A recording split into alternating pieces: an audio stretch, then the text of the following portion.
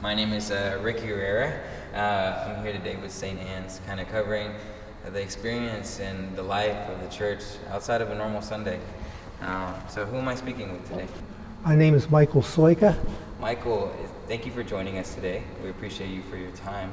It's my pleasure. We wanted to kind of start and get a feel for how you joined St. Anne's and where that journey started. The journey started, my wife and I were natives to Pennsylvanians, and I worked at Penn State University, and I had some difficulties and felt I needed to move, and a former student of mine at Penn State got his PhD and had a research program at NC State. So in 1986, after 20 years at Penn State, we moved here to Clayton, and I worked for 11 years before my retirement in 2017. And then you found yourself here in North Carolina looking for a parish, right? Yes. And how'd you come about choosing St. Anne's? Well, St. Anne's, number one, was the only Catholic church in Johnston County. So that limited, but my wife and I, we checked out some other churches too. But coming to St. Anne's, it was special. People were friendly. People were coming here from all over the place. So we had something in common, being immigrants. And St. Anne's just was a welcoming place. So, your journey started, and I imagine that, your involvement and just your participation in the church also evolved. Where did that start, and how does that look like now? It started, I had gotten shy. I had difficulties with my employment at Penn State with my employer, and it just caused me to lose my confidence. And so I was pretty extroverted, and by the time I got here, I was more introverted, and I just, my story isn't the happy move from place A to place B. And so my wife and I were suffering from culture shock. We grew up in a small coal mining town in Pennsylvania. We were high school sweethearts. And because of me, I pulled back, and I didn't want to get involved in a lot of things right away. But the thing that I noticed, and my wife and I noticed right away, was the people were so friendly. The ministries, the number of ministries that were active in this church were unlike anywhere I've ever been, and it was just an attraction that stood out to me. I was always a strong Catholic, a native Catholic, or a cradle Catholic, I guess. And my wife was a convert, and we found a home here at St. Anne's. So, was there a specific ministry that called you to action to start out with? I got involved with the landscaping committee because of my background at Penn State, and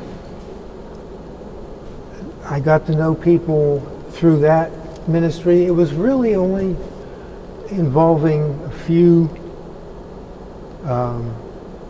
Saturdays during the springtime, but it got me to know some people, and I developed some warm relationships as a result of that. What was kind of the importance of beginning, especially joining the landscaping committee? What was like the importance and the impact that it had? It was interaction with people. We would partner up on jobs, and I met a young man that he and I worked together every time that we got here at the church, and he was just delightful. And it ended up that over the years, he started his own landscaping business, and it was just, he was the person that stood out to me the most in becoming affiliated with St. Anne's in a more extensive way. And I felt that I had the background to be a contributor with my work as a researcher. Yeah, being able to be used as a tool of God. Yes. Yes. And now you find yourself on the finance committee. Like, how would you like describe your experience there and the work that you guys do? First of all, the people. They work so hard, and I learned what a tremendously important part of the church, which few people think about. There are 4,000 families that belong here. There are expansions that are required, and the people on that committee, particularly Dean and Rick, just were carrying so much of a heavy load that I never knew existed. And when I was asked to join the Finance Council, I just thought, why would they pick me? I had limited experience with budgets, with research budgets and things like that. I was a researcher, so I was accustomed to collecting data and tabulating and writing reports.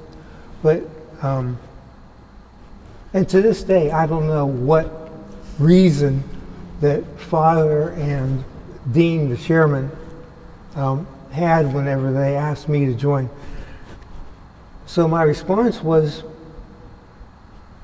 I was just diagnosed with Parkinson's disease when I was asked to join, and I said, I don't want that to become an obstacle.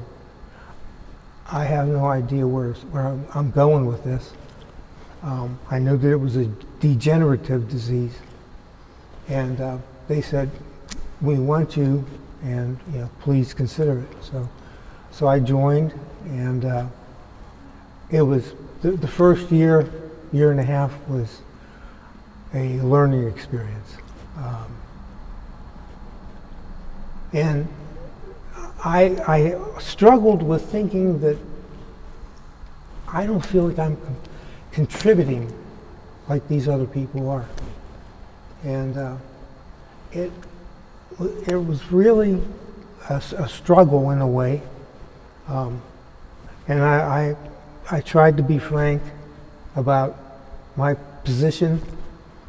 I was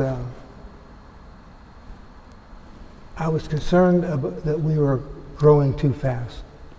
And there were a few times whenever I felt I can't support this idea in its form that it's in. And so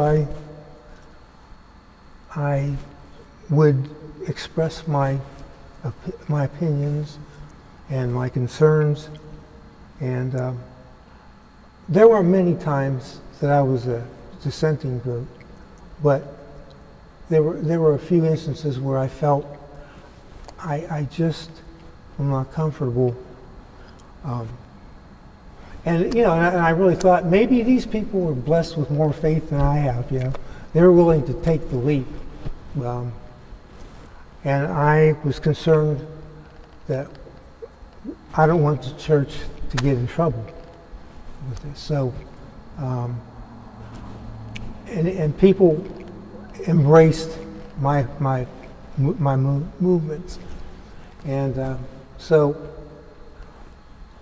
it never caused any concerns with them, and I learned more and more as I went along. And the way the parish or the finance council functions now, the budget is enormous compared to anything that I worked with in my experience before. And the people always respond. Whenever things look to me like this isn't going to fly, you know, we're going to stumble and we're going to get in trouble. And by the grace of God, we move forward with good people coming on board with the council. It's kind of like your faith continues growing, you know? No doubt about it. You know, God has a plan. I always knew that. I would go home to my wife and she would ask me, how's the meeting? It was great. But I still struggled with being a viable or significant contributor. I was becoming more and more limited physically. I was emotionally, I was challenged, so I was just making it tough on myself. And my wife always said, God will take you where you need to be. She said, be open to the Lord. And so I was, and to the extent I could. My conditions have continued to become worse. And today was my last meeting as a finance council member. But this church is destined for greatness. It's been responding to high expectations. The number of people. When I used to come to adoration, which was on Thursday night, and it was so impressive to me that our Hispanic friends and family show up, faithful, an example of, to me, of willingness to trust in the Lord. And I was taught that from early on. The church was important to me, and is by all means now too. I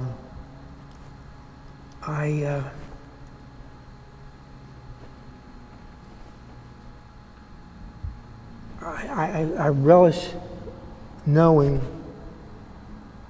that these people come because they love the Lord. And I am grateful for that experience. When we came here, I grew up in the Byzantine Catholic Church, which is different in terms of how the rituals, but all tied together through the Pope and everything like that. But it was important to me to observe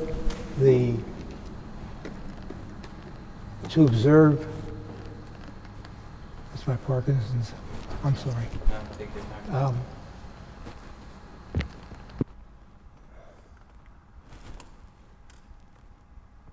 that that's one of the reasons why I felt I should not be on the council anymore, because I have lapses in my memory now that I didn't have before. Even with your answer, though, I think you showed a testament to just what the church believes in. And throughout this whole process, regardless of the different hardships and things that you were going through, you never felt like you could not communicate this with the people around you, your friends and your family, and they were always there to help you and guide you to the point where now you decided to make the decision to continue to be a member of the church, but serve in a different capacity. I make frequent visits here during the week, and it really enkindles a flame in my heart. I don't know, I continually ask the Lord, I'm listening, Lord, speak. I can't hear you. And my wife, she is such a good supporter, and she says, God will show you. He's taking care of us. There's still more for us to do. So, I don't know. I come here saying, speak, Lord, your servant is listening. But I haven't gotten the broadcast in my earbuds or anything like that as of yet. But we support the church. When the council was approving the columbarium outside, my wife and I were among the first people to buy it because this church means so much. I thought I would like my remains to be right here next to the church, 20 yards from the altar and in tabernacle.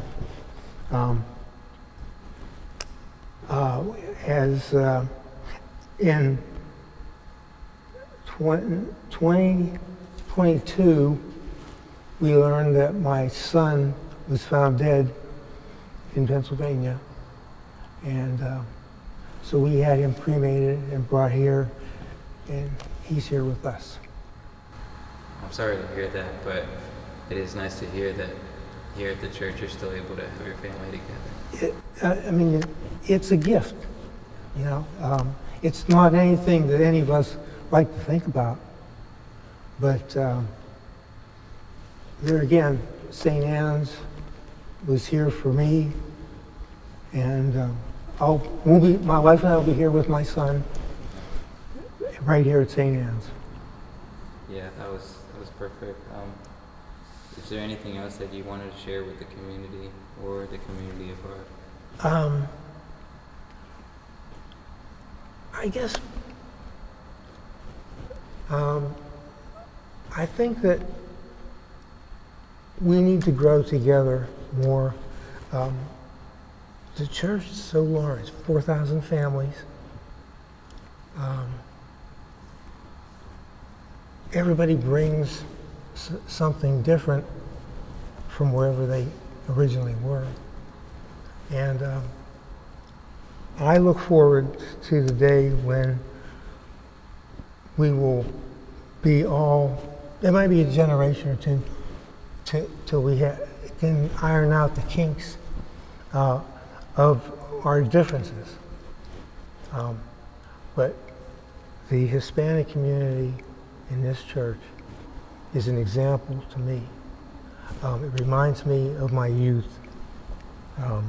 Grew up in a small town, like I mentioned before. And there was a church on every corner in the town. And there was a Catholic church. St. Cyril's was on one block, and a block away was St. Elizabeth St. Anne, and on it went. The town was full of churches and bars for the coal miners. But when I come here and see this simplistic reverence that the Hispanic community brings. It reminds me of my youth because I grew up in an ethnic town. Everything was centered around the church, and both your social life and your spiritual life. And that's the way I think we learn from each other. Our big fundraiser is the International Food Festival. And I think there are 20 ethnicities that will be represented at this festival. So just continuing to do our best to put God at the center of our life. it is. So, and I apologize for Don't apologize. my lapses.